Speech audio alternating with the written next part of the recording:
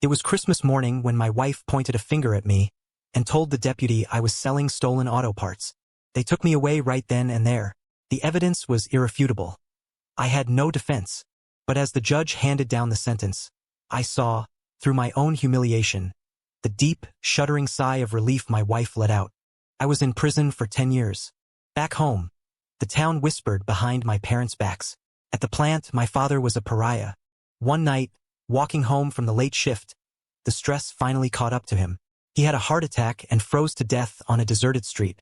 My mother cried herself half-blind but kept working to make ends meet.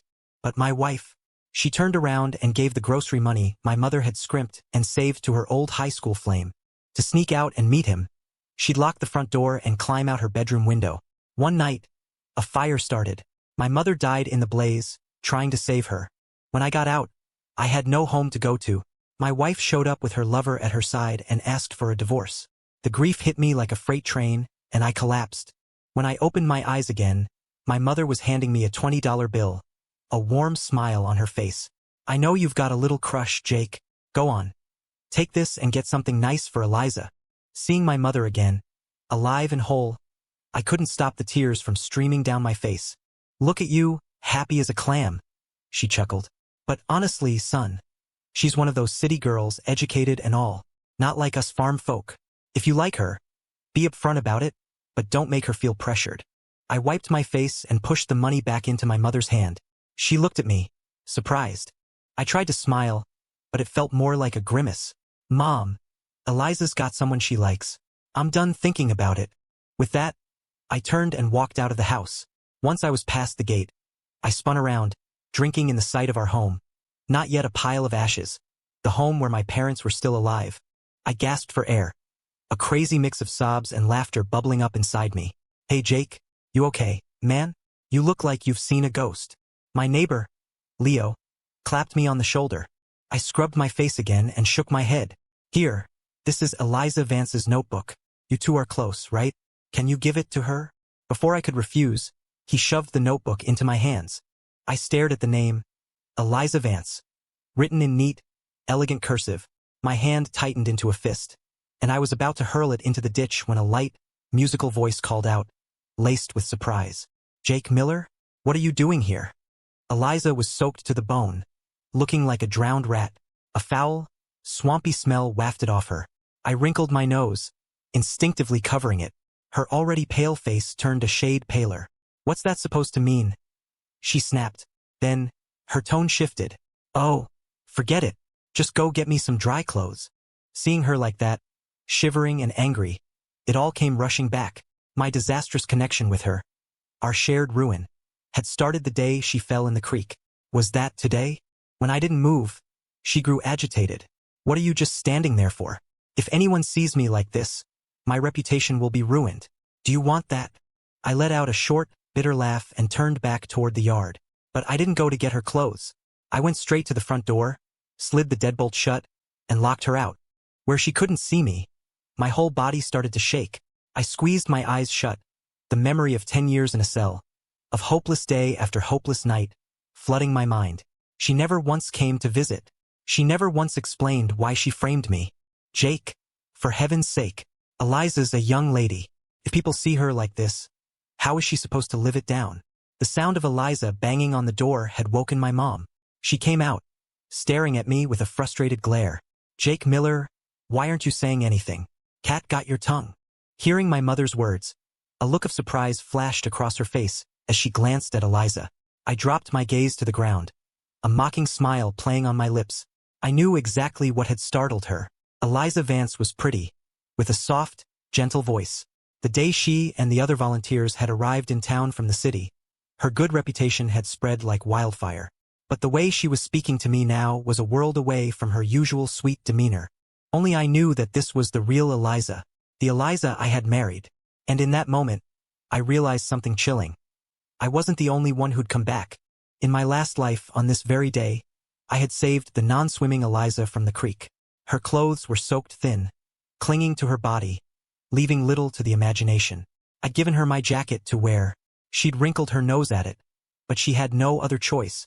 Unfortunately, a few kids from town saw us. They ran back and told everyone we were an item. In a town like ours, where everyone had an opinion, gossip could drown you faster than any creek.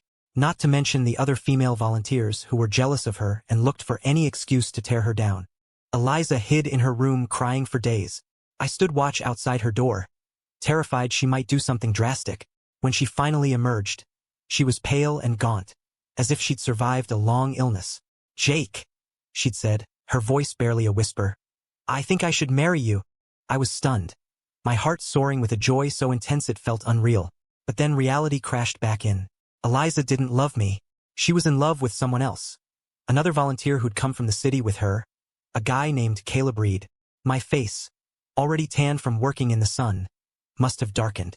"Eliza, don't do this to yourself. We haven't done anything wrong. We can face them down. I'll set them straight. Anyone who tries to make a joke out of this, I'll shut them up for good." But it was as if she hadn't heard me. Her face grew even paler. "Are you saying you won't marry me? After what happened? Don't you think you have a responsibility to me?" "Of course not," I practically shouted. How could I ever reject her? How could I not love her? I would never forget the first time I saw her. I was sitting in a field, trying to read a book, and a bunch of the old-timers were laughing at me. "Jake, you can barely read a stop sign. What are you doing with a book like one of them city kids? You planning on taking the SATs or something?" My face burned with embarrassment. But then, she spoke up. "Anyone can learn to read. The SATs can change your life. Anyone can take them. Mrs. Gable, you want to give it a shot?" Old Mrs. Gable, who had a tongue as sharp as a razor, just sniffed. "What would I do that for? That's frivolous nonsense. Who'd tend the fields?" After that, Eliza turned to me and winked. The sun caught her face, and in that instant, it felt like every wildflower in the county bloomed at once. So I had agreed to marry her. My parents knew it wasn't a fair deal for her. So after the wedding, they treated her better than their own daughter. In other families, the daughter-in-law served the parents. In ours, my mom and dad served her. As for me, I would have done anything for her. She loved bananas, something you couldn't just find in our small town. I drove 2 towns over and spent a whole day tracking them down. When I got home, she was irritated. "Where have you been? It took you long enough." When I showed her the bananas, her expression softened, but her words were still sharp. "If you were going to be gone all day, you could have at least told me. The laundry's not done. What am I supposed to wear tomorrow?" I felt my heart sink. I went out and did the laundry without a word. The next day, I wanted to give half a banana to my parents so they could try it, but I couldn't find them anywhere. I found out later she'd taken the entire bunch to the volunteers' dorms that night and given them to Caleb Reed. After we were married, I wanted to keep studying, but Eliza flew into a rage and burned my notebooks. Just because other people read books doesn't mean you have to. Do you really think you can pass the SATs? Wake up, Jake. Are you going to work the fields or not? Her temper got worse and worse, and she took it out on everyone, even my parents. I felt suffocated and tried to reason with her, but my mom would just pull me aside. "Eliza's had a hard time adjusting. She's just lashing out. Let it go. Let it go." I never imagined that our family's kindness, our endless patience, would be repaid with such cold, vicious betrayal. I looked up at her now, my eyes cold. "Mom, we're not related to her. If people see her going into our house like this, they'll talk." My mom nodded, finally understanding. "You're right. Eliza, when you fell in, did any other men see you? This town isn't like the city. You have to be careful." My mom then shooed me away and personally walked Eliza back to the volunteers' dorm. Just before she left, Eliza suddenly called out to me. "Jake, why weren't you at the East pasture today?" Her eyes held a question she didn't voice. I calmly pulled out her notebook and handed it back. "Old Man Hemlock found this. He asked me to drop it by the dorms for you. You weren't there, so I came back." I lied. She looked suspicious but didn't press it. As she turned to leave, she muttered under her breath, "Thank God." The reborn Eliza Vance didn't want to get tangled up with me again. I let out a dry laugh. That was exactly what I wanted, too. "Eliza!" A familiar voice called out. Caleb Reed ran up to her, his face a mask of concern. "Caleb, what are you doing here? I heard you fell in the creek. I came as fast as I could to check on you." He grabbed her arm, looking her over from head to toe. Seeing she was okay, he breathed a sigh of relief. "You scared me to death. I'm just glad you're all right." A blush crept up Eliza's cheeks. "If you didn't look closely, you'd miss the fact that her eyes were red and watery. My mom saw them holding onto each other so openly and didn't know what to do. I stepped forward to pull her back into the house, but a hand shot out and grabbed my arm. I met a gaze filled with hostility. Jake Miller, did you set this up? You knew Eliza couldn't swim. Were you planning some kind of white knight routine to make her fall for you? You're always hanging around her. Let me tell you something, as long as I'm here, you won't get a chance to hurt her. Caleb was just a book-smart city kid who'd never done a day of farm work. I shifted my weight slightly, and he was forced to let go. Eliza rushed to his side, cradling his hand. Jake, what do you think you're doing? Caleb's hands are for writing, not for swinging an axe like you. What if you hurt him? Could you afford to take responsibility for that? My mom didn't like the sound of that. She frowned, about to say something, but I pulled her behind me. With a smile, I looked at Caleb. Why is there mud on your shoes? Have you been to the east pasture? The color drained from Caleb's face. Eliza shot me a clueless glare. Where Caleb goes is none of your business. You're right, it isn't, I said. It's just that it's been so hot and dry everywhere. The only place with mud right now is the east pasture. In my past life, I had seen Caleb. He saw Eliza fall in the water, too. But he was standing in a different spot, one where he could see the kids from town approaching. Afraid of getting involved in gossip and trouble, he simply turned a blind eye. I, on the other hand, was only afraid that Eliza would drown. So I'd stripped off my shirt and jumped in to save her. So what? Eliza retorted. Caleb was probably worried about me and went to the east pasture first. When he didn't find me, he heard I was over here and came running. Isn't that right, Caleb? Yes, that's right. I didn't see you there, and I was worried sick. I was so afraid something had happened to you. I watched Eliza's face light up with happiness, and a bitter taste filled my mouth. The sourness in my throat made me swallow again and again. It was true what they said. Love and the lack of it were two different worlds. When you truly loved someone, you trusted them unconditionally. No matter how clumsy the lie, if they believed it, that was all that mattered. Thinking back on everything I had suffered, I lifted my head, my eyes feeling dry and strained. Jake, this old shirt of mine is worn out anyway. Why don't you come with me to town and we'll buy a new one? My mother, who had been silent for a long time, tugged on my arm. When I looked down, she was giving me a warm, reassuring smile. Eliza understood her meaning immediately. Annoyed and embarrassed, she dropped all pretense. What's the big deal? Who wants your raggedy old clothes anyway? I'll have someone return them to you later. When Eliza first arrived in our town, she couldn't get used to the food and even got sick. The volunteers didn't get much in the way of rations, mostly just coarse grains and whatever vegetables were left over. My dad worked at the plant in the next town over, so while we weren't eating steak every night like the mayor, we did all right. Whenever I went by the volunteers' dorm, I'd secretly slip her extra cash for groceries. She was too shy to take it at first, but I'd just leave it on her windowsill and go. Eventually, she got used to it. After that day, when Eliza and Caleb walked off hand in hand, my mom never mentioned her name to me again. She saw that I was pouring all my energy into studying for the SATs, reading day and night, and she just focused on making sure I was well fed. One night, there was a knock on the yard gate. My parents were sound asleep, so I got up to answer it. When I opened the gate, I saw Eliza, looking around anxiously. As soon as she saw it was me, she pulled me into a dark corner. What have you been so busy with these days? She demanded, as if she had a right to know. Things at home, I replied coolly, my face a blank mask. What do you need? What do I need? You're asking me what I need? Jake Miller, are you serious? Is this some new game you're playing? Trying to play hard to get? Was this Leo's stupid idea? We're not a match. You need to stop listening to his bad advice. I know you didn't finish school, but you have to be realistic. She went on and on, her point being that I needed to know my place, to understand that I was beneath her. By the way, she added, I need some more grocery money. Caleb's been working so hard lately. He's lost a ton of weight. I need to make sure he's eating well. She asked for it so casually, so entitled. I clenched my fists. I don't have any. Don't have any? How is that possible? You always had it before. Oh, I get it, she sneered. You're just saying that to get back at me. Jake Miller, I heard you're studying for the SATs now, even going to the dorms to ask the other volunteers questions. What's that about? Just another excuse to see me? A smug look crossed Eliza's face. Fine. If you give me the money, I might consider being friends with you again. I smiled back at her. Are you sure Caleb lost weight from working too hard? Of course. What other reason could there be? She answered without hesitation. When it came to Caleb, she knew everything. Really? Because I heard from Leo that he saw Caleb collecting a lot of eggs from people. What do you suppose he's doing with all those? Eliza's face instantly darkened. What are you talking about? That's nonsense. If that rumor gets out, Jake Miller, don't ever expect me to speak to you again. She turned and hurried away, completely forgetting why she had come in the first place.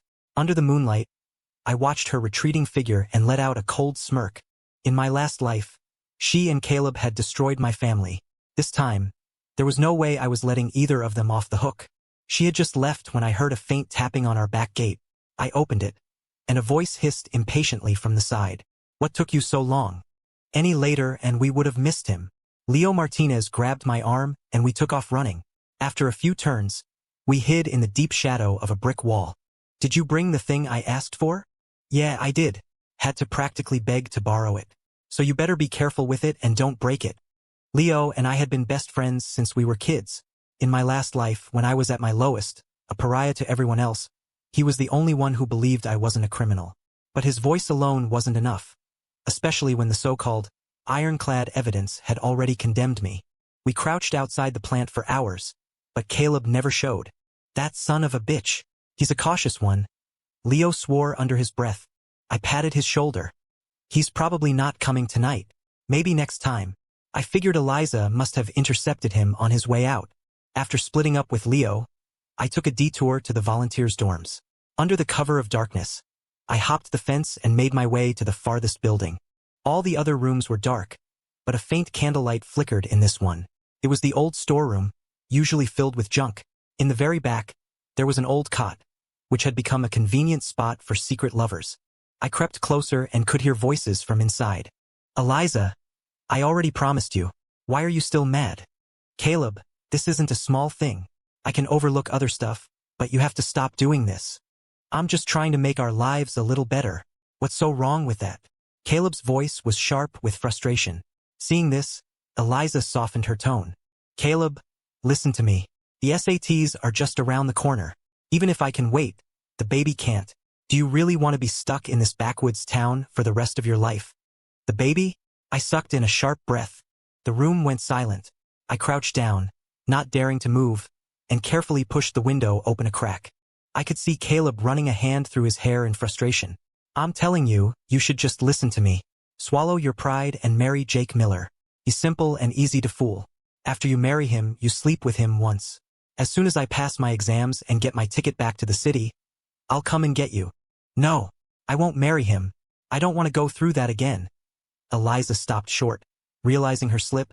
By the time the words registered, my heart had turned to ice. So, when Eliza married me in the last life, she was already pregnant. On our wedding night, there was no blood. I was confused, but she told me that not every woman bleeds her first time, and if I didn't trust her, then she had made a mistake marrying me. The truth was, she had already been with Caleb. She was carrying his child. What do you mean, go through that again? Caleb asked, studying her. Eliza, what's gotten into you lately? You've been acting so strange, like you're a different person. Eliza leaned against him wearily. How could I be different? What about you? What are you doing going to the Miller widow's house on West Street every day? Caleb smirked, wrapping an arm around her shoulder. Don't be so jealous. She's old enough to be my mother. What could possibly be going on between us? You, on the other hand, you should really think about what I said. If you listen to me, I'll listen to you and stop with the side business. As the candle burned down, the mood in the room shifted. Soft sounds started to drift out. My eyes narrowed. I reached into my jacket and pulled out the thing I'd been hiding. Eliza was, indeed, very persuasive. She showed up at my house first thing the next morning. I was just heading out with a book, planning to go to the dorms to ask some more questions. Seeing me, she called out, her voice dripping with reluctance. Jake Miller, you run all over town just to get a glimpse of me, don't you? Well, I'm right here in front of you now. You can drop the act. I didn't even look at her and started to walk away, but she stepped in front of me.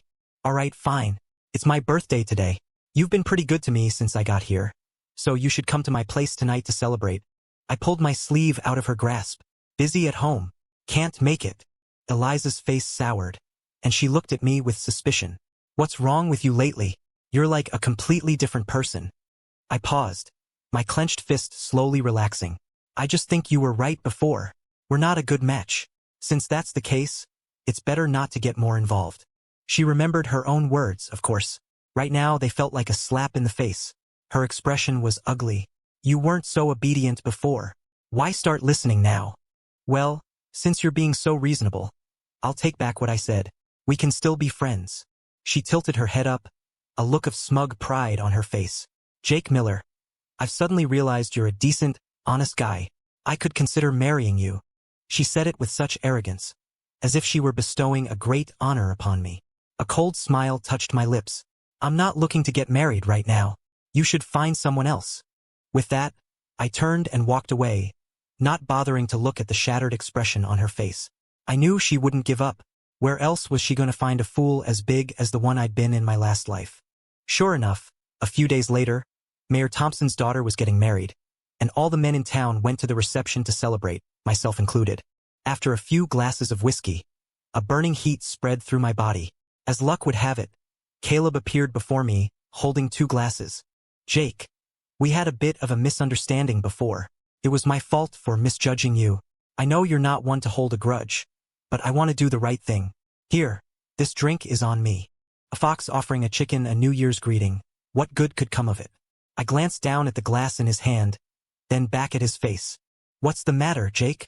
Still holding a grudge? He asked softly. Jake, go on and take it.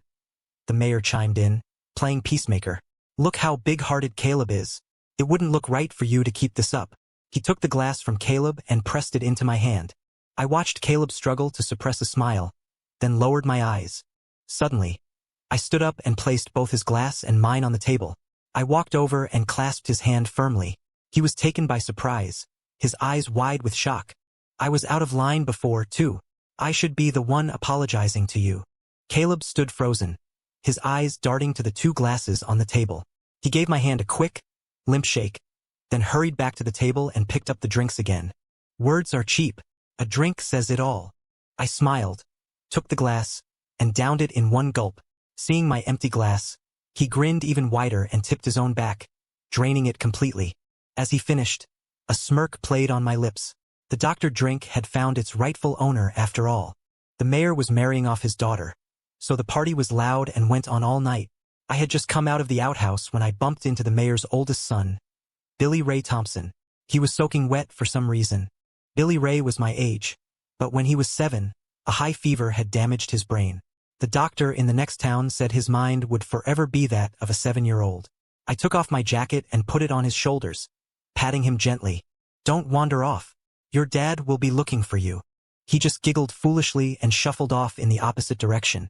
Caleb Reed disappeared for a while. When he finally re-emerged, the smile on his face was even wider. He was drunk, swaying on his feet, and constantly scratching his neck. Whether from the heat or something else, I couldn't tell. I followed him from a distance, unnoticed. He stumbled along, turning this way and that, heading west. Not toward the volunteers' dorms, but toward the home of the widow, Brenda Miller. The next morning, my mom came back from the market and shook me awake. As I was rubbing the sleep from my eyes, she leaned in close and whispered urgently in my ear. Something terrible has happened. Before I could ask what, 7 or 8 burly men barged into our house. Are you Jake Miller? One of them asked. I nodded, confused. Get dressed. You're coming with us. I was taken to the sheriff's office in town. The moment the door was pushed open, I heard the sound of hysterical sobbing. I knew that voice all too well. It was Eliza. Sitting across from her was Billy Ray Thompson.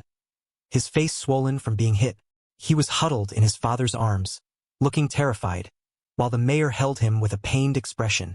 We'll get to the bottom of this. I promise you'll have justice. The mayor was saying. This only made Eliza cry harder. Jake Miller is here. You can all come in now, a deputy announced. As soon as he spoke, Eliza's swollen, red-rimmed eyes shot toward me, blazing with fury. Jake Miller, you bastard. I'm going to kill you. She lunged at me, but a deputy quickly grabbed her.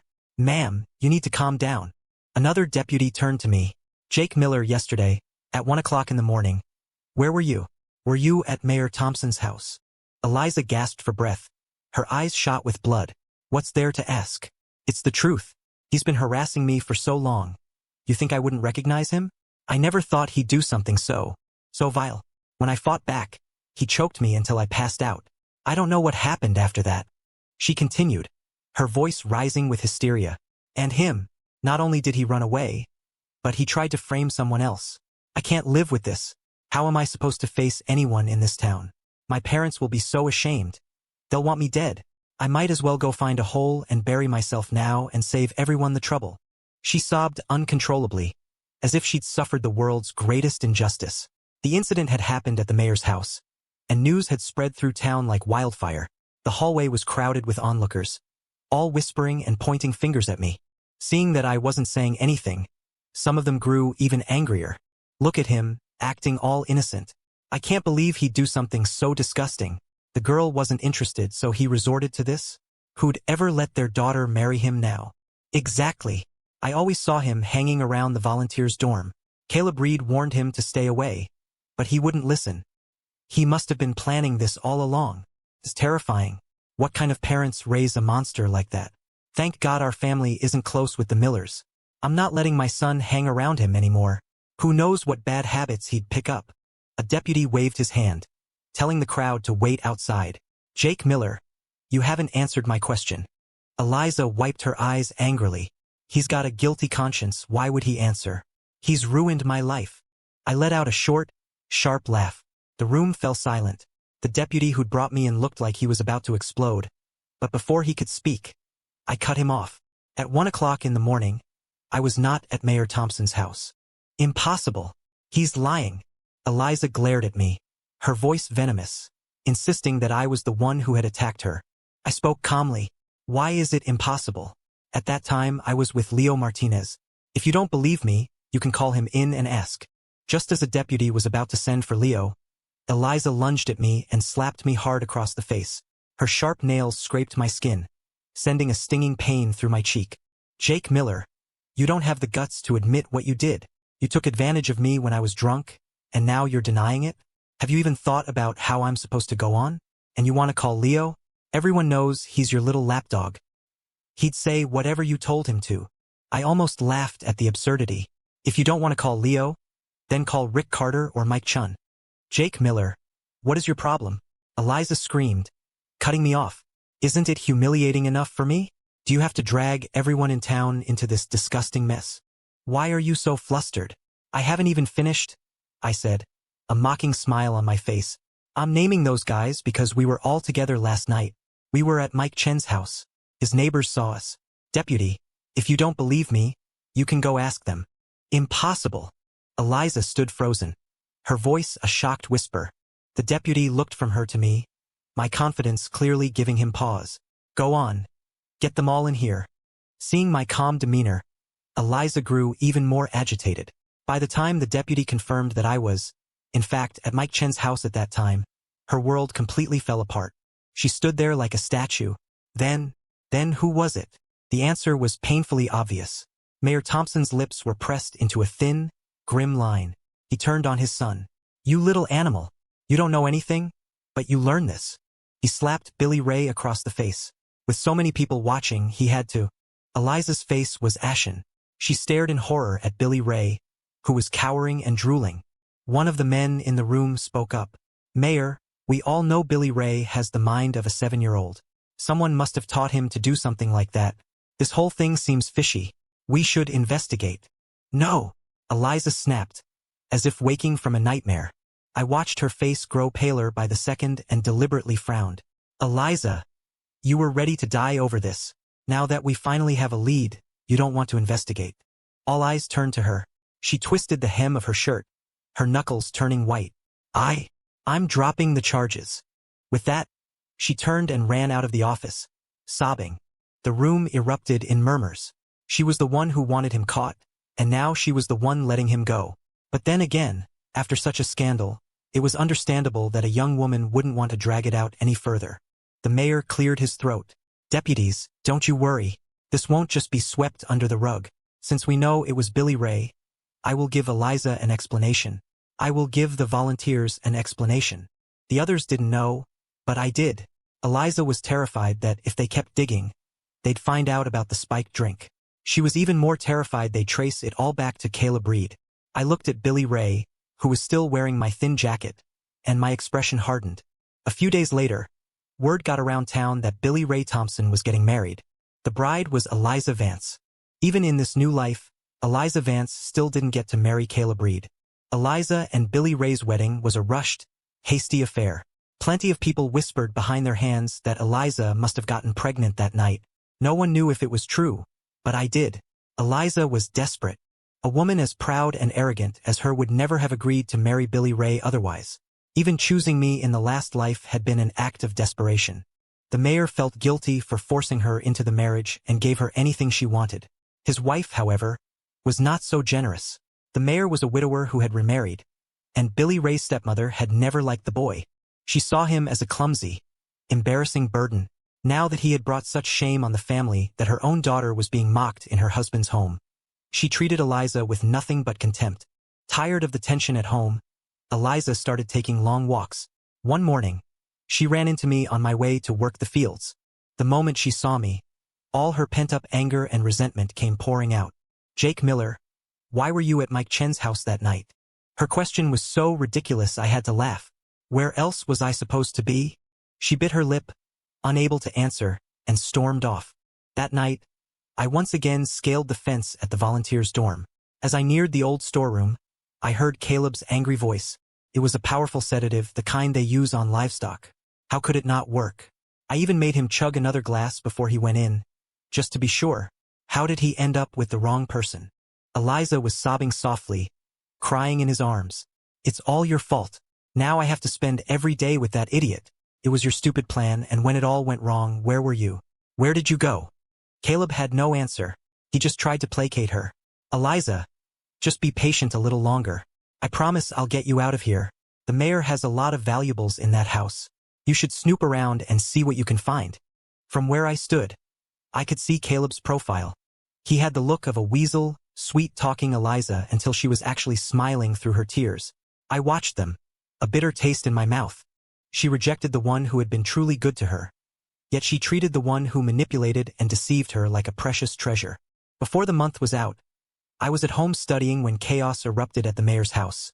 They'd been robbed. The neighbors were just being notified when a deputy arrived, dragging an old man with him. "Tell us who the ringleader is. Who was buying the black market eggs from you?" the deputy demanded. A crowd had formed. The old man scanned the faces and then, his finger shot out and pointed directly at me. "Jake Miller, you again?" It was the same deputy from before. I managed a wry smile. This was getting old. "You're saying it was me? Do you have any proof?" "We've met a few times already. What more proof do you need?" The old man mumbled, refusing to look at me. He turned to the deputy. "Officer, he's the one who came to my place with a cart to buy the eggs. I told him it was illegal, that I wouldn't do it, but he said he was very careful and no one would find out. Officer, I just made a mistake. He's the real mastermind. Arrest him." The old man then added. "He told me he stores everything in his family's old abandoned house. No one lives there, so no one would ever notice." The words were chillingly familiar. The last time I'd heard them, they had come from Eliza's mouth. "Jake Miller," the deputy said, his voice grim. "Do you have anything to say?" I took a deep breath and looked past him, to where Eliza stood in the crowd, a triumphant smirk on her face as she comforted a very nervous-looking Caleb Reed. In the end, Caleb hadn't listened to her. He'd kept up his black market business, and when he got caught, he and Eliza had conspired to pin it all on me again. "The cart is in my family's old house, that's true," I said calmly. "But I'm not the one who did this." A collective gasp went through the crowd. "Is Jake crazy? That's a serious crime. Isn't he trying to get into college? Why would he risk it?" "Him get into college? In his dreams," Eliza sneered. "The cart is in his yard, so how could he not be the one? This is confusing." Seeing the way things were going, Caleb relaxed, a scornful smile on his face. "He's just making things up." "Officer," I said, "I have something I'd like to show you." "Oh, give it up, Jake Miller," Eliza cut in, her voice shrill. "Just confess already. You've never looked like a good person to me. I bet you're the one who stole from my father-in-law's house, too. Officer, you should search his house. I have a reasonable suspicion that he's the thief." She stepped out from the crowd, her long finger pointing accusingly at me. "So he's a thief too?" Forget about college, you're going to jail. Caleb added enthusiastically. Jake's a thief? No way, he's not like that. Someone murmured. Eliza whirled on them. You can't judge a book by its cover. What do you know? I suddenly smiled and pulled a small paper bag from my pocket. What's that, Jake? More lies? The evidence is right in front of you. These are photographs, I announced. I borrowed a camera from the photo shop in town. These pictures will prove my innocence. The moment the words were out of my mouth, Eliza lunged forward to snatch the bag. The deputy intercepted it, his eyes fixed on her. What are you doing? Eliza was clearly panicked. Officer, don't listen to his nonsense. His family is poor. Where would they get the money to borrow something so valuable? The photos have to be fake. The deputy was losing his patience with her. We'll determine if they're fake or not. What business is it of yours? Step back. Eliza reluctantly retreated. The mayor, who had lost some family heirlooms, looked like he had aged 10 years. Officer, open it now. I want to see if my daughter-in-law was wrong about him. I want to see if it was Jake Miller who stole my family's treasures. The deputy opened the bag. As he looked at the photos, a vein pulsed in his forehead, and his face turned grim. He angrily thrust the photos at the mayor. See for yourself. Your daughter-in-law was screaming the loudest. I was wondering what grudge she had against Jake Miller. Turns out the thief was crying, thief. The crowd surged forward to look. Eliza grabbed the photos and shrieked in horror. This can't be. These are fake. That's not me. The mayor's face turned beet red, and he broke into a coughing fit. The evidence is right here. What else do you have to say? Caleb, seeing the reaction, pushed his way through to see. His face went white. Half the photos were of him and Eliza in compromising positions. The other half showed him pushing a cart around the plant, selling eggs. The last few were of him sneaking into the widow's house late at night. He tried to run, but Leo, who was standing in the crowd, stuck out a foot and sent him sprawling, his face hitting the dirt hard.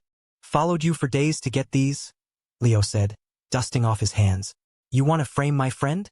Dream on. I never believed for a second that Caleb would change his ways. Sure enough, while he was promising Eliza he'd stop, he was still running his black market business on the side. Leo followed him for days, not only getting photos of that but also catching him on his frequent late-night visits to the Miller widow's house, where she'd see him off in her nightgown, the two of them clinging to each other for a long time before parting. And the old man who'd accused me today? He was the widow's father. When Eliza found out Caleb had been caught, she was furious and terrified, so she helped him come up with a plan, and that plan, once again, was to throw me under the bus. She knew where my family kept the key to the old house, which made it all too easy for her. She had planned every step, but she hadn't counted on one thing. I wasn't the same man I was before. The mayor was so enraged he literally spat up a mouthful of blood. As Caleb was being dragged away, he started shouting, blaming everything on Eliza. She stood there, her eyes red from crying, hating him but still desperately begging the mayor to have mercy, reminding him that she was carrying Billy Ray's child. I let out a cold laugh. Is it Billy Ray's child? Or is it yours and Caleb's? The mayor's wife was delighted. She had no intention of letting Eliza get half the family inheritance. You little tramp. So it was all a lie. You and your lover must be the ones who stole from us. Come on, everyone. Let's go search her room. And there it was, under Eliza's bed, a hidden box containing many of the mayor's stolen heirlooms. The mayor's wife flew into a rage and slapped her hard across the face. You slut. In the old days, we would have drowned you in a cage for this. Take her away. A heart that poisonous needs to be reformed in jail.